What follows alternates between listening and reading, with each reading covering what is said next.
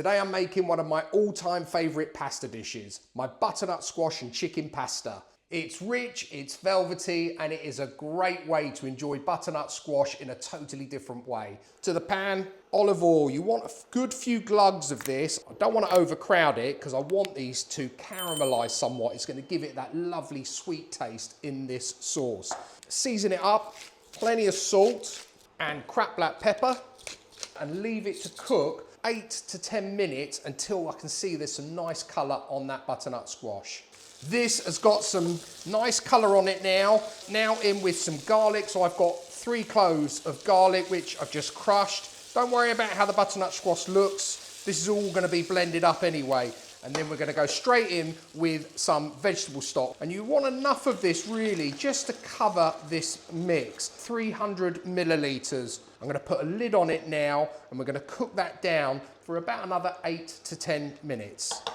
Okay, let's have a check on it. That's been cooking now for about 7 or 8 minutes. And you just want to check and make sure that your butternut squash is all cooked through nicely. Once your butternut squash mixture is nicely cooled, you need yourself a food processor or a blender like this. And we're going to add some milk. You probably want a little bit of that liquid in first. Spoon in your butternut squash.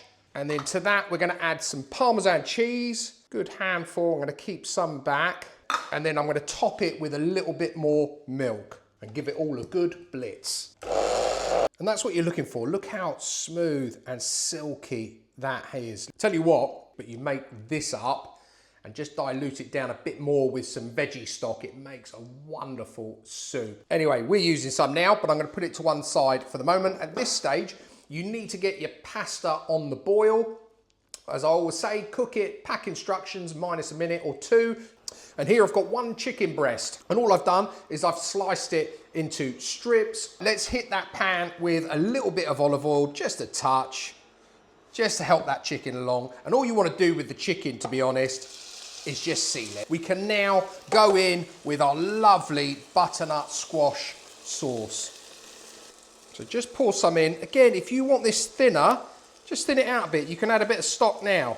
And into that, I'm going to add some basil leaves. In with your pasta, a little bit more parmesan in there. And let's dish this up with a few basil leaves. Wow.